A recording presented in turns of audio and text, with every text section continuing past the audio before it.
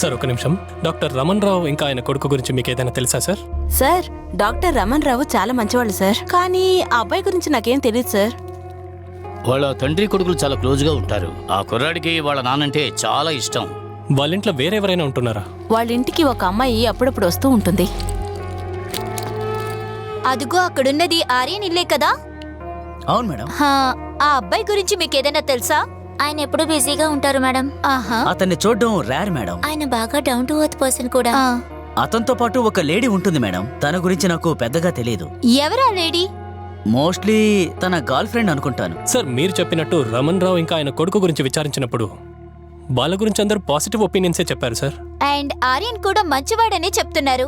ఇంకా రమణరావు గురించి కూడా అడిగాను. వాళ్ళ అబ్బాయి తన పైన చాలా పొసెసివ్నెస్ గా ఉన్నాడంట. పదే ఒక లేడీ వాళ్ళ ఇంటికి వస్తున్నారని పక్క వాళ్ళు చెప్పారు సార్. బట్ ఆ లేడీ ఎవరో ఎవరికీ తెలీదు సార్.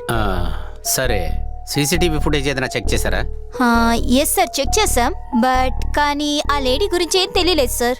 సార్, డాక్టర్ హర్షవర్ధన్ ఇంకా రమణ్ రావు వీళ్ళిద్దరూ కలిసి తీసుకున్న ఫోటోలు ఒక 30 నుండి 35 వరకు ఉంటాయి సార్. అందులో మెడికల్ క్యాంప్ ఫోటోసే ఒక 20 ఉంటాయి సార్. ఓ, వీళ్ళు ఇన్ని మెడికల్ క్యాంప్స్ చేశారా? Yes sir. ఇలా చూడండి, డాక్టర్ హర్షవర్ధన్ చనిపోయిన చోట టైగర్ దొరికింది.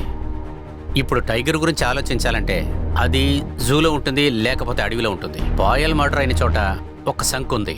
శంకు జనరల్ గా బీచ్లోనే దొరుకుతుంది. బీచ్లో రమణ్ రావు చనిపోయిన చోట గ్లాస్ దొరికింది. అలా అయితే నెక్స్ట్ మర్డర్